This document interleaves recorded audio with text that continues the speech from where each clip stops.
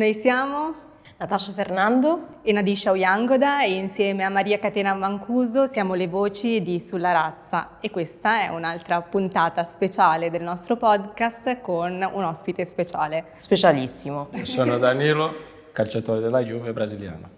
Sulla Razza è un podcast che vuole raccontare la questione razziale in Italia e in pratica nella prima stagione abbiamo tradotto 12 parole, 12 concetti legati alla questione razziale dal contesto inglese, americano alla società italiana. Innanzitutto volevo ringraziare di essere qui con voi perché è la prima volta quando mi hanno detto di questa opportunità ho detto sì di subito, perché secondo me è un assunto così importante da trattare e che non si tratta con la serietà e con la profondità che trattate voi, questo è molto importante, no? Abbiamo tradotto tante parole, no Natasha? Tantissime, sì. Come colorismo, come razza, poi abbiamo tradotto anche l'atleta nero, l'atleta nera. Quindi quello sportivo, quella sportiva razzializzata che si trova non soltanto nel calcio ma anche negli altri sport in Italia a indossare le varie maglie delle squadre italiane oppure quella azzurra della nazionale. Sì, diciamo che non semplicemente magari nello sport, quando vediamo certi show, specie in America, specie in Inghilterra, vediamo il presentatore magari bianco e i musicisti neri, no?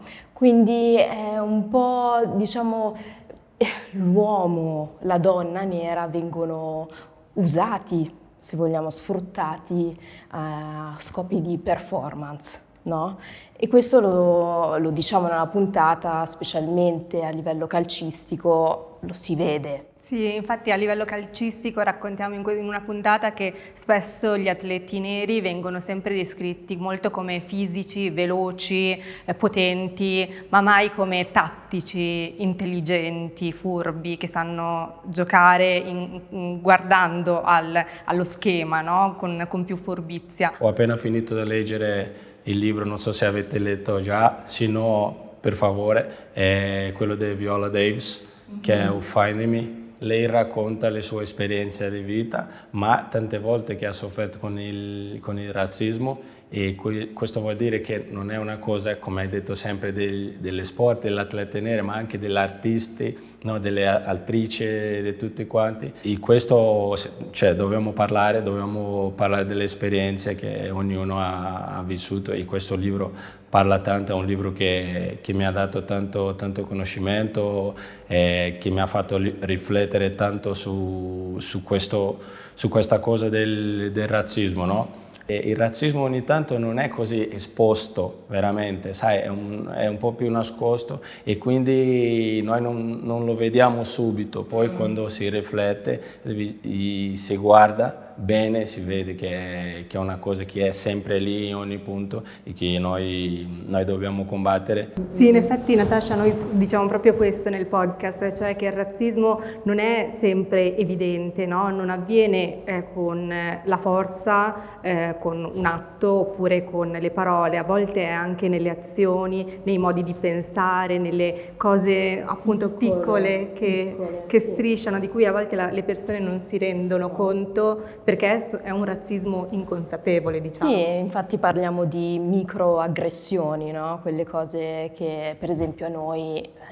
siamo cresciute qua in Italia, eppure non so, quando la gente ci vede in Italia dice ma tu veramente di dove sei? Ma veramente, no? Da dove vieni? O perché parli l'italiano così ma bene? lo parli così bene l'italiano? Sono italiano. Ma dai, Sì. sì, esatto, no? Quindi sono appunto quelle aggressioni, discriminazioni che magari sono lievi, magari sono fatte con un certo tipo di anche complimento, bontà o altro, però alla fine fanno sempre male perché ti rendono sempre come l'altra Chiaro. o l'altro. Sì. C'è un filosofo e scrittore brasiliano, si chiama Mário Sérgio Cortella, lui parla di tante questioni, anche del razzismo, pregiudizio razziale, no? E lui dice bene una cosa che quello è rimasto qui nella mia testa, che dice ci sono delle cose che sono naturali e quindi cose che noi quando siamo nati, cioè, abbiamo addosso.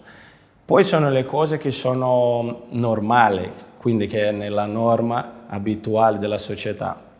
E poi ci sono le cose abituali, no? E le cose abituali non è che è giusto o sbagliato, però rimette alla frequenza in cui succede. E secondo me il razzismo in questo momento è abituale. Sì. È abituale, non è normale, non è naturale e non è normale, però è abituale. Per esempio, come hai detto, no, ogni tanto ci sono delle piccole aggressioni che le persone commettono che non sanno neanche che stanno commettendo, però ci sono altre che fanno di una maniera incisiva, no? Secondo voi è la forma di approcciare queste due cose, queste due situazioni, come dovrebbe essere? No? Dobbiamo approcciare della stessa maniera o quello che non sanno lo dobbiamo aiutare, dimostrare le cose, farli imparare, e quello che sicuramente fanno delle aggressioni incisivamente, no? Di maniera volontaria, quello sì, dobbiamo essere più, diciamo, cattivi, no? A approcciare la situazione. Cosa pensate? È una domanda difficile. Bella domanda. Perché in una puntata, l'ultima della prima stagione, che si intitola Razzismo sistemico, diciamo che il razzismo è un sistema. A volte viene dalle persone, ma a volte viene da molto più in alto, no? Dalle istituzioni, dallo Stato, da qualcosa di più complicato della singola persona. Quindi io penso che sì, dobbiamo avere due approcci diversi, perché è vero che possiamo educare le persone a diciamo, evitare certi comportamenti, certi modi di pensare razzisti, e invece quello che possiamo fare per il razzismo sistemico, che viene riprodotto dalle istituzioni, dai sistemi più grandi, è un'azione più forte, no? Un'azione più incisiva, come dici tu, e quindi con gli individui, con le persone, un atteggiamento educativo, mentre con le istituzioni dobbiamo fare gruppo, dobbiamo essere insieme, uniti e agire uniti. Sì, ritornando a quello che stavi dicendo prima, no, del fatto che alla fine il razzismo a volte sono questi atti abituali, no? E quegli atti abituali avvengono con le persone che invece sono, magari non si definiscono razziste, non agiscono, no, proprio violentemente. Sì, in effetti sono due comportamenti diversi, perché da un lato ci sono le persone che magari si comportano in maniera razzista inconsapevole, e quelle persone noi le possiamo educare, parlarci con podcast, con libri, parlandoci, perché spesso sono amici, familiari, no, conoscenti, colleghi di lavoro. A volte invece il razzismo è qualcosa di più complicato, arriva dall'alto, dalle istituzioni, è un sistema, e lì l'educazione può, ma fino a un certo punto. Sì, secondo me, cioè almeno io ho a che fare spesso con gente che magari non è razzista, no, in modo violento, immagino anche voi. E quello di cui mi rendo conto è che dobbiamo però imparare ad essere umili anche e ad ascoltarci, no? Ed è una cosa che, soprattutto quando magari si è orgogliosi, quando non si vuole accettare che magari si è fatto uno sbaglio, no? Cioè si è detto qualcosa che alla fine ha offeso l'altra persona, ecco lì magari bisogna dire no, aspetta.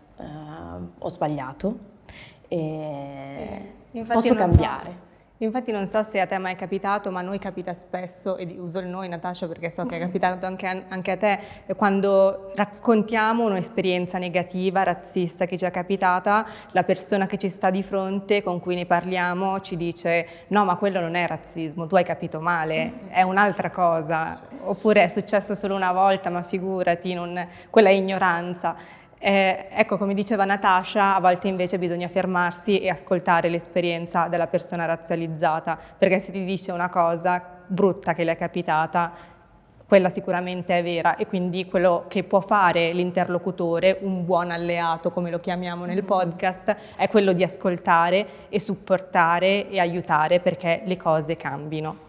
C'è una differenza tra sentire e ascoltare, no? Le persone, diciamo, bianche, loro ti devono ascoltare, essere prima, avere l'empatia di dire loro hanno sofferto e quindi li dobbiamo ascoltare, li dobbiamo abbracciare prima e poi pensare di imparare e non dare un giudizio, no?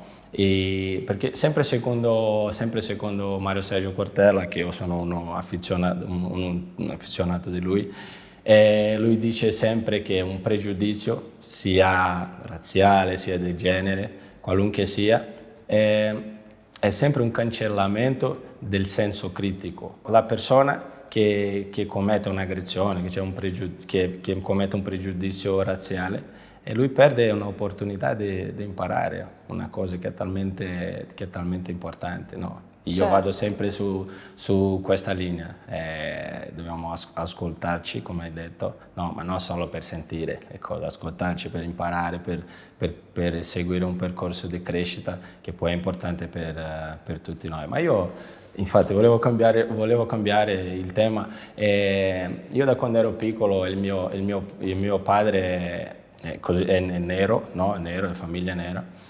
E poi lui spesso diceva, no, ma noi dobbiamo vestirsi in un certo modo, noi non possiamo vestirsi in questo modo, dobbiamo comportarci in questo modo, persone come noi, cioè, io ho cresciuto con quello lì e poi chiaro ho imparato tante cose e vedevo, non è che sbagliava, però è quello che lui c'era in quel momento, no?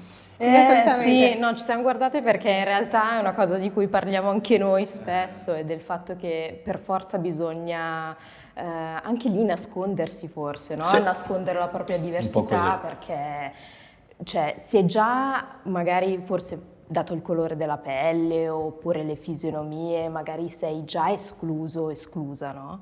Quindi almeno cerchi di, come possiamo dire, nasconderti sempre vestendoti come una persona bianca.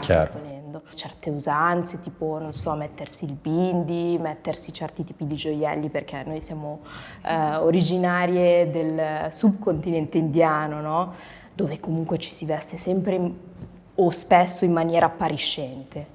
E questo magari, non so, dai nostri genitori che sono vissuti qui per un tot, dicono no, però aspetta, poi ci guardano tutti per strada. Infatti io ho cercato di sbiancarmi, dico, il più possibile, quindi portavo i capelli molto corti, non portavo certi gioielli, parlavo in un certo modo, mi vestivo in un certo modo, ho cercato di omologarmi e assimilarmi il più possibile alle persone bianche che mi circondavano. Poi arrivata a un certo punto mi sono resa conto che tutti quei tentativi, tutti quegli sforzi erano comunque inutili, perché loro mi guardavano e mi dicevano ma tu comunque non sei italiana. E quindi allora tanto vale cercare di unire entrambe le mie culture, entrambe le mie origini, le mie lingue, e cercare di essere me stessa il più possibile, e gli altri faranno i conti con me stessa. Io ho un fratello, cioè siamo in 4, tutti uomini, io sono il più grande. Poi c'ho quello che è più giovane, che ha 23 anni, e lui ha pelle bianca, però mette i capelli Black Power, Sì. è uno che è un difensore di tutto questo che dobbiamo imparare sul razzismo, sulle razze e queste cose, no? E lui, in principio, i miei genitori li guardavano e dicevano, ma e questo capello, dove vai con questo capello? La gente ti guarda, pensa che non sei serio, che non... Invece, piano piano, la mia mamma e il mio padre hanno cominciato a guardarli di una maniera diversa. Però lui, la loro generazione dei 20, 22, 23 anni, secondo me loro sono troppo aggressivi. E questo è quello che penso io.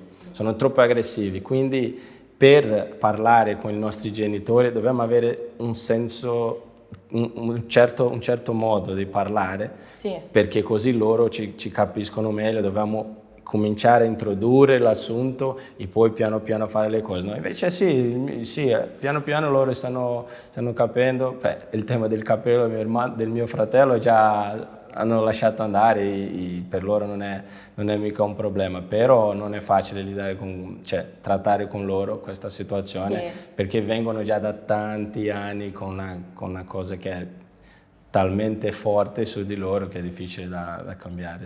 Assolutamente. Sì, lo diciamo anche noi nel podcast che i nostri genitori magari sono arrivati in Italia, in Europa per lavorare e avevano altri obiettivi, quindi queste cose cercavano di non pensarci a queste cose, e invece spetta a noi che forse siamo più dentro questa società, abbiamo un modo diverso di pensare, di aiutarli a capire che queste cose sono importanti anche per noi e quindi dovrebbero essere anche per loro. E di capelli noi parliamo anche in questa stagione, in questa seconda stagione del podcast, no? Sì, esatto, ne parliamo parlando di appropriazione culturale, perché è una cosa che avviene spesso, per esempio parlando di treccine, quindi non so, i cornrows, no, che venivano e vengono tuttora spesso usati da persone nere, mentre magari, non so, ci sono persone bianche che non hanno bisogno di farsi le treccine, di farsi i cornrows, che però appunto copiano questa acconciatura, però per moda, non per necessità, no? E quindi appunto ne parliamo in questa puntata, dove intendiamo appropriazione culturale quando questo fenomeno dove una comunità, un gruppo maggioritario copia E sfrutta quegli elementi culturali di un gruppo minoritario. E quindi le persone che hanno magari inventato quelle acconciature oppure quei generi musicali, quegli sport, quelle attività non riescono a guadagnare con quel lavoro, ma a guadagnare sono sempre le persone di un gruppo maggioritario. No, secondo me l'appropriazione culturale, se riflette bene, non è una cosa così brutta, se riusciamo a fargli delle persone a imparare che cosa rappresenta quello lì per quelle persone che lo hanno inventato, che lo hanno portato, no? Invece, per esempio, parlando della capoeira, che in Brasile è comune, cioè non tutti sanno che la capoeira è stata inventata dagli schiavi che provavano a sfuggire, come si dice? Sfuggire, no? Del suo signore, e poi loro provavano a prenderli, loro usavano la capoeira per difendersi, no? Sì. E quindi quello va detto sempre, perché fa parte della nostra storia, no? Invece la gente pratica la capoeira e non sa cosa vuol dire, no? E per noi sarebbe sempre una questione di orgoglio avere la nostra cultura rappresentata anche per le persone bianche, secondo me, però che loro siano consapevoli di che cosa rappresenta per noi. Pensa che la capoeira fino al 1937 in Brasile era proibita perché era vista come una cosa brutta che non si poteva fare, invece è un'arte. Oggi è già riconosciuta come un patrimonio culturale di Brasile, no? Però prima era vista come una cosa che non si poteva fare. Sai? Quindi secondo me l'appropriazione culturale va sempre nella linea di educare le persone, no?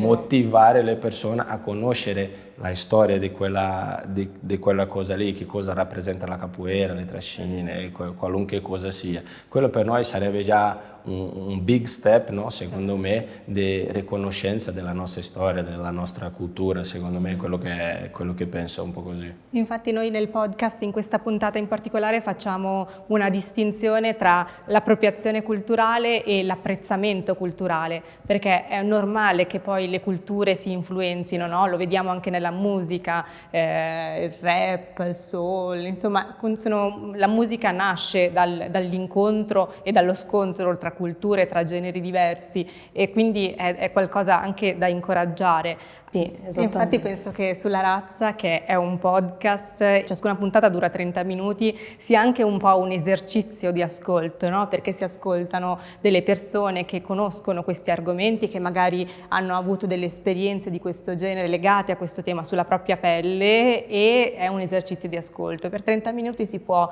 stare in silenzio, ascoltare, meditare quello che raccontiamo e poi elaborare quello che raccontiamo, no? E trarre le proprie conclusioni, e attraverso appunto i consigli di lettura, i film, i documentari, le canzoni che suggeriamo alla fine, ampliare tutte un'altra conoscenza, un altro tipo di conoscenza, no? Sì, esatto, anche perché ogni puntata non è mai un dato di fatto, diciamo, no? Non è che dà una risposta concreta ad un termine, ad un problema, ad Ti una fa situazione. riflettere, no? Ti fa Esatto. riflettere, quello è il più importante secondo me. Esatto, è un dialogo alla fine, no? Diciamo sempre a chi ascolta, sì, ma voi cosa ne pensate, no? Poi Perché non siamo ditecelo. d'accordo neanche tra No, di noi. mai, mai, esatto, cioè siamo persone diverse, no? Ed è bello perché alla fine impariamo tanto anche, e per noi è stato, almeno per me è stato veramente un piacere anche creare questo podcast perché ho imparato tanto dalle mie co-speakers.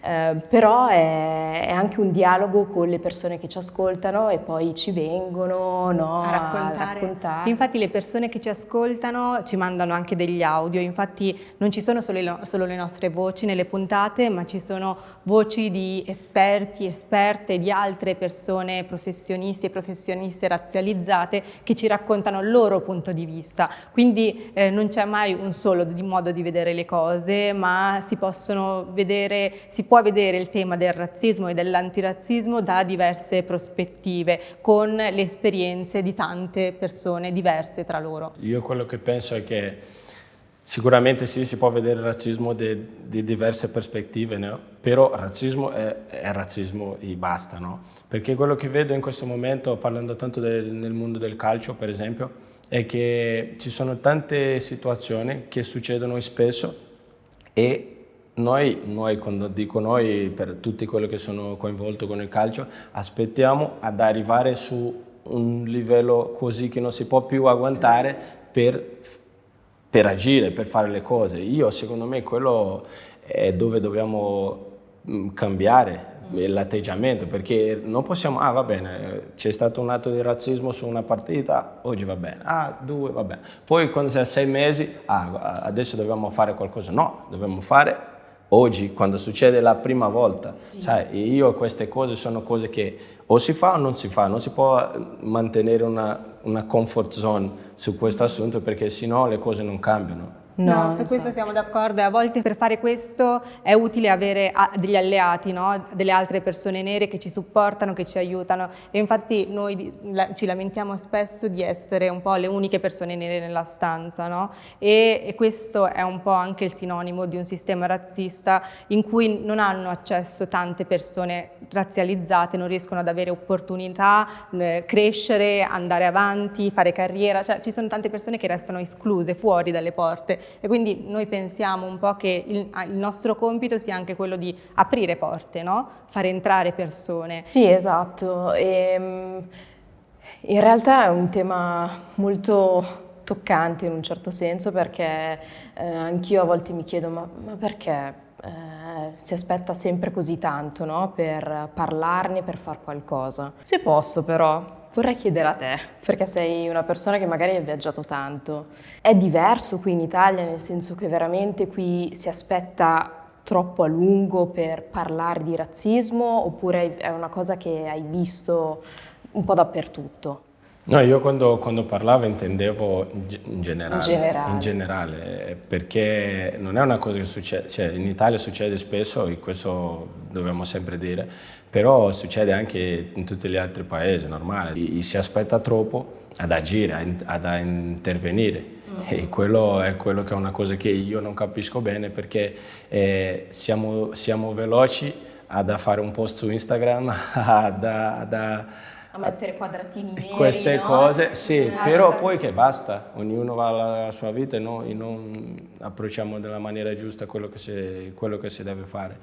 Ti dico che veramente capisco che non sia facile trovare la strada giusta su cui come combattere quello, perché se mi succede a me un episodio di razzismo, io faccio fatica da pensare dove devo andare, con chi devo parlare, che cosa devo fare. Secondo me questa è strada che dobbiamo chiarire per le persone che soffrono razzismo, perché così per diventare più facile per loro ad avere il coraggio di dire basta, io non ci sto su questo, ho bisogno di aiuto, ho visto un atto di razzismo, ho sofferto.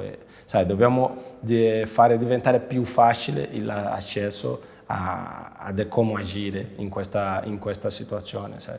Ma secondo te è cambiato qualcosa dal Black Lives Matter movement 3 anni fa ormai, secondo te?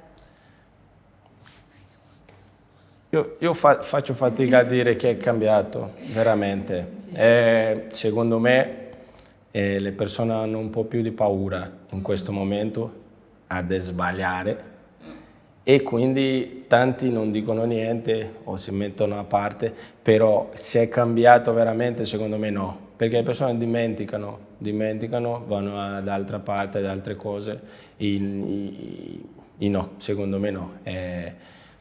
È sempre più una cosa nel social, a mettere, come hai detto, i quadratini neri, a mettere il hashtag. Noi su questo siamo d'accordo con te, perché ne parliamo in una puntata della seconda stagione che si chiama Attivismo performativo, perché a volte appunto condividere un quadratino, mettere un hashtag è utile, ma fino a un certo punto, perché sì, esprimi solidarietà, però quando è finito quell'hashtag, quando è finito quel momento, bisogna continuare ad agire, no? E bisogna continuare a creare strumenti, aiutare le persone a proteggersi anche dal razzismo, no? E a difendersi dal razzismo. Noi abbiamo una responsabilità, secondo me, che dobbiamo per forza prenderla e parlare, come avete detto. È importante parlare perché secondo me una cosa molto importante sono i punti di riferimento. Così il più giovane o quelle persone che non hanno tanta la voce guardano e dicono oh, quelli lì stanno parlando di una causa che mi rappresenta, sì. Stanno parlando di una cosa che per me è importante, quello ci dà anche il coraggio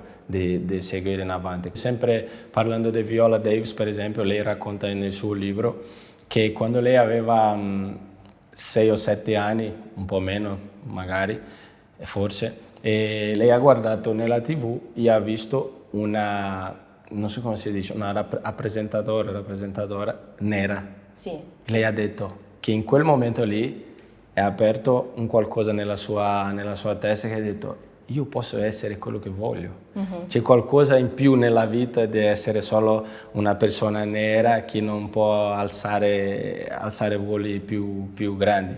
E secondo me è in questa la strada giusta. È quella lì, no? Infatti io dico che i bambini per un certo periodo sono cresciuti guardando una televisione bianca soprattutto, no? E hanno pensato che potevano essere soltanto certe cose, ciò che magari facevano i propri genitori, perché erano le uniche persone nere che conoscevano. Ma poi quando le persone nere hanno iniziato a entrare nella televisione, nella radio, negli sport, hanno capito di avere degli altri modelli, di poter aspirare a diventare qualcos'altro, no? Quello che volevano, ciò che desideravano essere. Quindi se oggi vediamo una calciatrice o una calciatrice nera in televisione giocare in Serie A, in una squadra di Serie A, ecco, ci sarà a casa un bambino o una bambina che la guarda e dice io posso essere come lei. Io, chiaro, sì, esatto. Sì. Quella potrei essere io tra un po'. Sì, esatto. Perché no? Sì. No? Perché no? Sicuramente. Però sì, ci deve assolutamente essere rappresentazione. Questa era una puntata extra di Sulla Razza, ringraziamo Danilo per essere stato con noi e grazie a tutte voi e tutti voi di averci ascoltato. Ciao.